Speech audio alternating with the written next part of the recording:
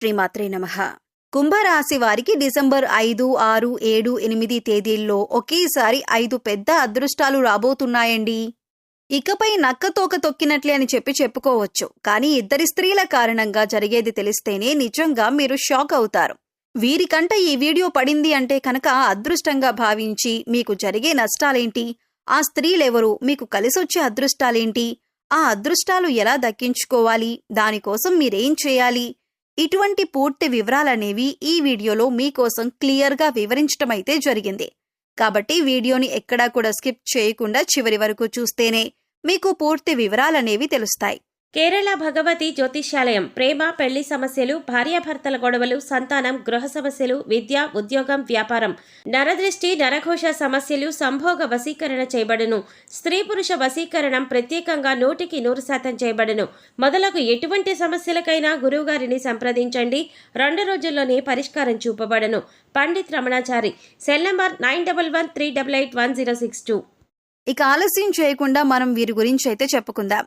ఈ రాశి వారి గురించి ఇప్పుడు ప్రస్తుతం జరుగుతుందేంటి, గతంలో జరిగిందేంటి, గతం నుంచి మనం ఏ విషయాలు నేర్చుకోవాలి, అంతేకాకుండా భవిష్యత్తులో ఏం జరగబోతోంది, ఈ పూర్తి వివరాలు తెలుసుకుందాం. వీరు ఏదీ కూడా వాళ్ళ మనసులో ఉంచుకోలేరండి. వెంటనే మాట రూపంలో బయటికి చెప్పేస్తారు. కోప్పడుతున్నారు అంటే మంచివాళ్ళని చెప్పి అర్థం అన్నమాట. కాబట్టి వీరి యొక్క మంచితనం అనేది అట్లా చిన్న మాటతో వీళ్ళు మంచివాళ్ళు అని చెప్తే చాలదండి. వారితో ఎవరికైతే బంధం ఉంటుందో వారికి నిజంగా తెలుసు వారెంత మంచివారు అని చెప్పి. వాళ్ళకి కోపం, ఆవేశం ఎందుకు వస్తుందంటే ఎంత కష్టపడినా కూడా చేతిలో ధనం అనేది కాస్త తక్కువగా నిలబడుతుంది. ఒక్క మాట గుర్తుంచుకోండి, మన సంతోషం మనలోనే ఉంటుంది. ఈశ్వరుడు మనలోనే ఉన్నాడు. ఎప్పుడూ దూరపు కొండలు నునుపు అని చెప్పి మన ఇంటి పక్కన ఉన్న గుడికి వెళ్లకుండా ఎక్కడో ఒక శ్రీశైలానికి, ఎక్కడో కాశీకి వెళ్లి మొక్కాల్సిన అవసరం లేదు. మన ఇంటి పక్కన లేదంటే మన ఇంట్లో ఉండే దేవుడికి మొక్కినా కూడా అదే పుణ్యం వస్తుంది. అంతేకాకుండా కాశీకి వెళ్లి డబ్బులు ఖర్చు పెట్టుకుని అంత చేసుకున్నా కూడా అదే పుణ్యం వస్తుంది. ఇక మీకు కలగబోతున్న ఒకేసారి 5 అదృష్టాలేంటో చెప్పమంటారా? ఒకటి, ఫస్ట్ అదృష్టం వచ్చేసి మీరు మీ యొక్క వ్యక్తిగతమైన మార్పుని మీరు మార్చుకోవాలి అనుకుంటున్నారు. ఇది మొదటి అదృష్టం. అనవసరమైన విషయాల నుంచి నేను బయటపడాలి, నా మనసుని ప్రశాంతంగా ఉంచుకోవాలి అనుకుంటున్నారు, నేను ఆనందంగా గడపాలి అనుకుంటున్నారని చెప్పి మీలో మీరు ఒక కొత్త మార్పుని తెచ్చుకోవాలి అనుకుంటున్నారు. ఈ మార్పు రావటం దైవ సంకల్పం. అది మీరనుకుంటే వచ్చేది కాదు, భగవంతుడు అనుకుంటే వచ్చేది. అలా భగవంతుడు అనుకున్నారంటే కనుక ఆ యొక్క ఈశ్వరుని అనుగ్రహం మీ మీద పడిందని చెప్పి అర్థం. ఇంతకంటే అదృష్టం ఏముంటుంది చెప్పండి? ఇది మొదటి అదృష్టం. రెండవది, ఆరోగ్యమే మహాభాగ్యం అంటారు మన పెద్దలు. ఎందుకంటే ఒక్క ఆరోగ్యం ఉండి మనసు ప్రశాంతంగా ఉంటే మనిషి శరీరపరంగా అన్ని అవయవాలు కూడా కరెక్ట్గా పనిచేస్తున్నప్పుడు డబ్బేముందండి, ఆటోమేటిక్గా డబ్బు సంపాదించుకోవచ్చు. ఆరోగ్యం బాలేకపోతే మనం డబ్బును సంపాదించలేం, కానీ ఆరోగ్యం బాగుంటే డబ్బును సంపాదించుకోవచ్చు. కాబట్టి ఆ యొక్క ఆరోగ్యం అనేది మీకు కలగబోతుంది. గత కొన్ని నెలల నుంచి కానీ కొంత గ్యాస్ట్రిక్ ప్రాబ్లం తోటి, కొంచెం మానసికమైన ఒత్తిడితోటి, అనవసరమైన టెన్షన్స్ తోటి, కొన్ని భయాలతోటి, కొంత అంటే శారీరకంగా కొన్ని ఒళ్ళు నొప్పులు, కొంచెం చేతులు కాళ్ళు తిమ్మురులుగా అనిపించటం, ఇటువంటి సమస్యలతోటి మీరు బాధపడుతున్నారు. ఈ సమస్యల నుంచి మీకు రిలీఫ్ అనేది దొరకబోతుంది. మీకు హెల్త్ పర్ఫెక్ట్ అవ్వబోతుంది.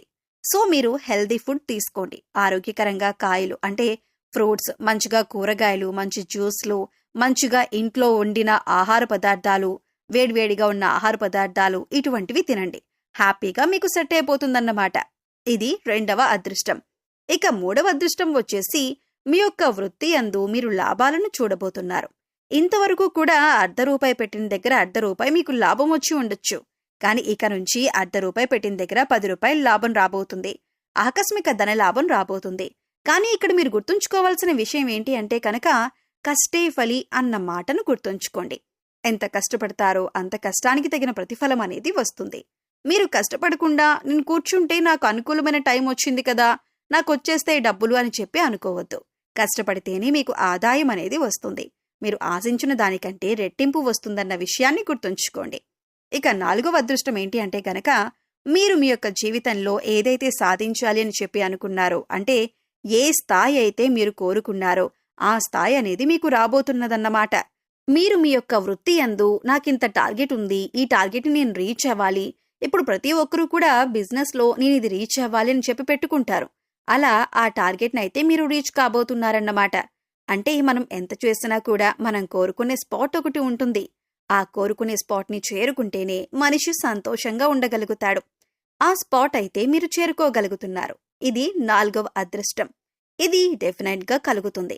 మీకు ఈ యొక్క మంత్ ఎండింగ్కి కానీ లేదంటే జనవరి 1st వీక్కి కానీ మీకు డెఫినెట్గా జరుగుతుంది. ఇది 4వ అదృష్టం. ఇక 5వ అదృష్టం ఏంటో చెప్పమంటారా? కుటుంబ పరంగా ఒక రకమైన ప్రశాంతకరమైన వాతావరణం.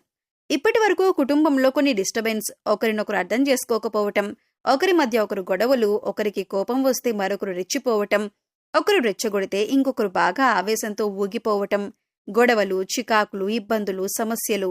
కుటుంబ పరంగా ఇంటికి వెళ్తే మనశ్శాంతి లేదు, ఇంట్లో ఉన్న వాళ్ళ ఆడవాళ్ళకి కూడా మనశ్శాంతి ఉండదు. ఇటువంటి సమస్యలతోటి ఉన్నవారికి కుటుంబపరమైన వాతావరణమైతే అనుకూలం కాబోతుంది. అంటే వీరు కూడా అనుకుంటారు, అనవసరంగా ఎందుకొద్దు, ఇది నా కుటుంబం, నేను అల్లరి చేయటం వల్ల కరెక్ట్ కాదు, లేదా వాళ్ళకి కోపం వచ్చినప్పుడు నేనే తగ్గుతాను అని చెప్పి ఇటువంటి నిర్ణయం తీసుకొని ఒక మంచి ప్రశాంతకరమైన పీస్ ఆఫ్ లైఫ్నైతే అనుభవించబోతున్నారు. ఇది చెప్పటానికి చిన్నగా ఉన్నా కూడా అనుభవించే వారికి కష్టం అంటే ఏంటో తెలుస్తుంది. దాని నుంచి బయటపడిన వారికి ఆ సుఖం అంటే ఏంటో తెలుస్తుందన్నమాట. ఇది మీకు జరగబోతుంది. ఈ 5 అదృష్టాలైతే మీకు కలిసి రాబోతున్నాయి. ఈ 5 అదృష్టాలు కూడా మీలో, అలాగే మీ యొక్క మనస్తత్వంలో మార్పు, మీ చుట్టూ ఉండే ఆ యొక్క పరిస్థితుల్లో మార్పు అనేది మీరు చేసుకునే దాన్ని బట్టే ఉంటుంది అన్న పాయింట్ అయితే ఇక్కడ గుర్తుంచుకోండి. ఇవి కనుక మీరు ఆహ్వానించుకోగలిగితే మీ జీవితం ఇక నక్కతోక తొక్కినట్లే. ఎవరు ఏమనుకున్నా కూడా పర్లేదు, మీ జీవితం మాత్రం ఒక అద్భుతాన్ని చూస్తుంది. ఇక 2 స్త్రీల కారణంగా జరిగేదేంటో చెప్పమంటారా? ఈ 2 స్త్రీలు ఎవరో చెప్పమంటారా? ఒకరు రక్త సంబంధం, మరొకరు బయటవారు. వీరేంటి అంటే కనుక మీ ఇంటి మీదే దృష్టి. ఏం చేస్తున్నారు, ఎక్కడికి వెళ్తున్నారు, ఏం కొంటున్నారు, ఏం తెచ్చుకుంటున్నారు, ఇంటికి ఏ వస్తువు తెచ్చుకున్నారు, పిల్లలేం చదువుతున్నారు, వీళ్ళకి ఎంత వస్తుంది ఆదాయం, వీళ్ళ యొక్క పెట్టుబడులేంటి, వీళ్ళకి ఎంత బంగారం ఉంది, ఇలా ప్రతీదీ కూడా మనిషికి ఇంత దృష్టి అనేది అవతలి వారి నుంచి వస్తే ఎప్పుడైనా కానీ 10 మంది దగ్గర అప్పున్నా పర్లేదంటండి, 10 మంది ఏడుపులు మాత్రం ఉండకూడదని చెబుతారు. ఆ 10 మంది ఏడుపులు వీరిద్దరే ఏడుస్తున్నారు మీ మీద పడి. కాబట్టి వీరి ఏడుపుల నుంచి జాగ్రత్తగా ఉండాలి. చెప్పాను కదా, ఒక రక్త సంబంధం, ఒకరు బయట వాళ్ళు, అది కూడా స్త్రీలు, అది కూడా మీ ఇంట్లో ఉన్నవారే. ఇంట్లో అంటే మీ ఇంట్లో ఉండేవారు కాదు, మీ యొక్క బంధువుల్లో ఒకరన్నమాట. బయటవారు కూడా కాదు. కాబట్టి ఆ స్త్రీలు ఎవరనేది మీకు గతం తాలూకా యొక్క అనుభవం నేర్పించే ఉంటుంది. ఇప్పటికైనా వారితో జాగ్రత్తగా ఉండండి. ఎటువంటి సంతోషాలు పంచుకోవద్దు. నాకు ఎంత వచ్చింది, అంత వచ్చింది అని చెప్పొద్దు. పొగడ్తలు ఇటువంటివి చెప్పొద్దు. వారు ఏమనుకున్నా పర్లేదు, వారికి దూరంగా ఉండే ప్రయత్నం చేయండి. మీ జీవితం హ్యాపీగా ముందుకు వెళ్ళిపోతుంది. రోజులు హ్యాపీగా గడిచిపోతాయి. సో కుంభరాశి వారి గురించి వివరంగా తెలుసుకున్నారు కదా. ఈ వీడియో మీకు నచ్చితే లైక్ చేయండి. మీ ఫ్రెండ్స్ అండ్ ఫ్యామిలీ మెంబర్స్లో కుంభరాశి వారు ఎవరైనా ఉంటే వారితో మర్చిపోకుండా ఈ వీడియోని షేర్ చేసుకోండి. అలాగే ఇలాంటి వీడియోస్ మిస్ కాకుండా ఉండాలంటే మన ఛానల్ని ఇప్పుడే సబ్స్క్రైబ్ చేసుకొని పక్కనే ఉన్న బెల్ ఐకాన్ నొక్కి ఆల్ సెలెక్ట్ చేసుకుంటే మేము ఇలాంటి వీడియోస్ అప్లోడ్ చేయగానే ముందుగా మీకు నోటిఫికేషన్ వస్తుంది. మరో చక్కటి వీడియోతో మళ్ళీ కలుద్దామండి. ఓం శ్రీమాత్రే నమః.